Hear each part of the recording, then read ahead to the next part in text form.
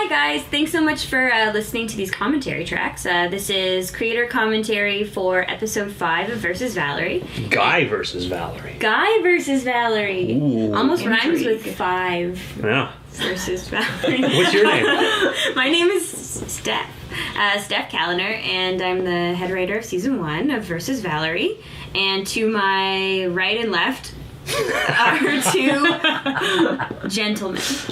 I'm Simon, and that's Mike. Hello, and this is Kaya Green. Hello, I'm a staff writer on the show. Yeah. Kaya did not write this episode. I didn't. Deb Robinson wrote this episode. In lieu of her absence, we are joined by Kaya. I forced my way in here. You did. Nice. Can you take that gun off my temple? No, When not we're until done. This is done, yeah. When we're It's done. not a gun. What? Okay, here we go, everybody. This is Jeez. Guy versus Valerie. Oh, that's what I was thinking. I was thinking dirtier. So this was lots of fun to shoot. We shot this Yeah. at Wallace This Studios. is so much fun. I love fight scenes, I guys. It's thought so we much fun shot to this do. in a desert. No, we didn't go to a desert. I thought we shot this in the salt flats. Who did this green screen?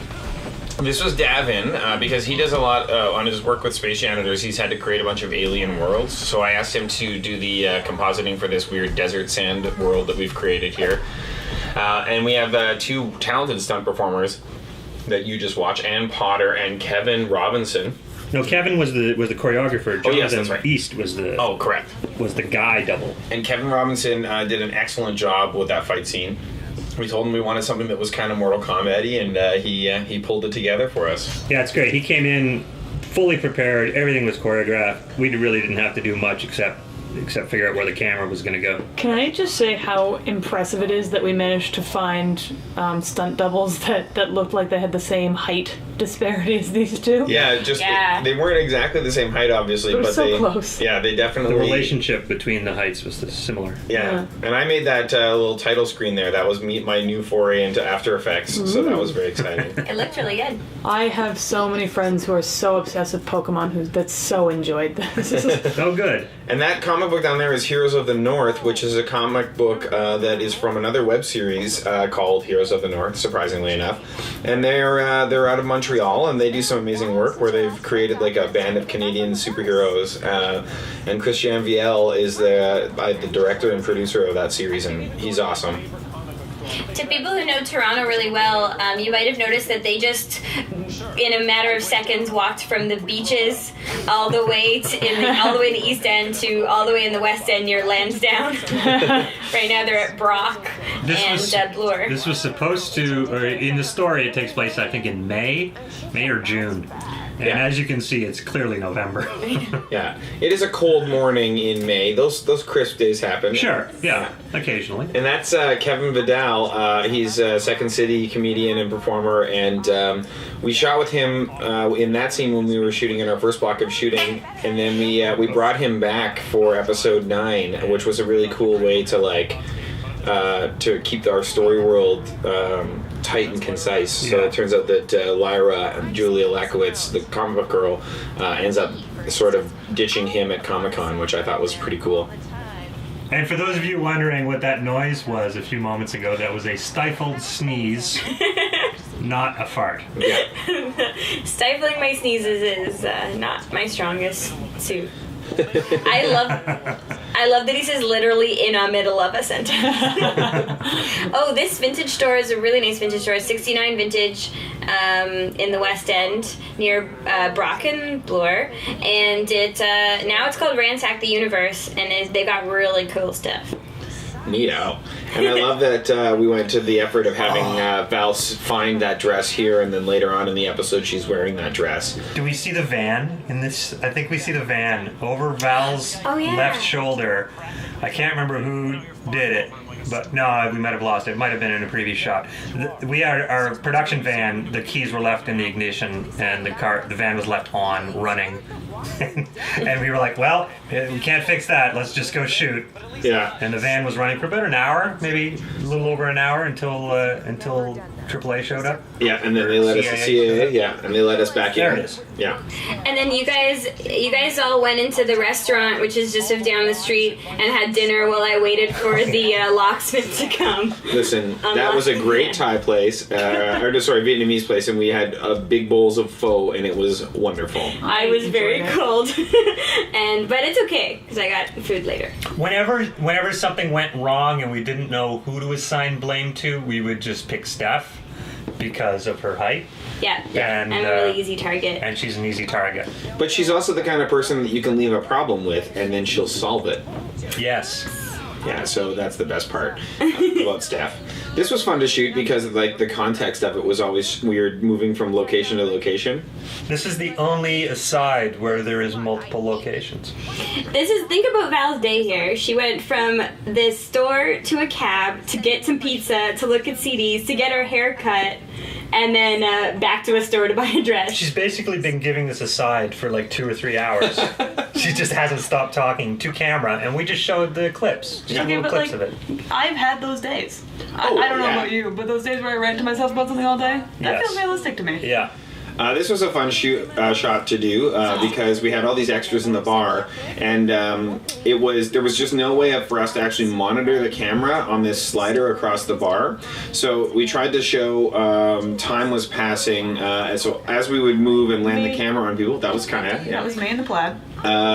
And we would actually have everybody shift when they were off camera so that when the camera moved, we could show that time had passed in the bar. Whenever we moved to Darcy, everybody behind the camera is running around to take their next spot. And all these extras were super awesome at being on the ball with that. Like, every take we did of this was, like, they were actually really, really good at getting to the place they needed to get to. And that's Jenna Warner, who sings for Kat in episode 8. Yeah, it's funny when you listen to this without any of the music, you just hear this shuffle, shuffle, shuffle, shuffle, shuffle. Whenever it goes over to Darcy, just shuffle, shuffle, shuffle. Yeah. It's always fun to me how people's hair always gets messed up the drunker they get.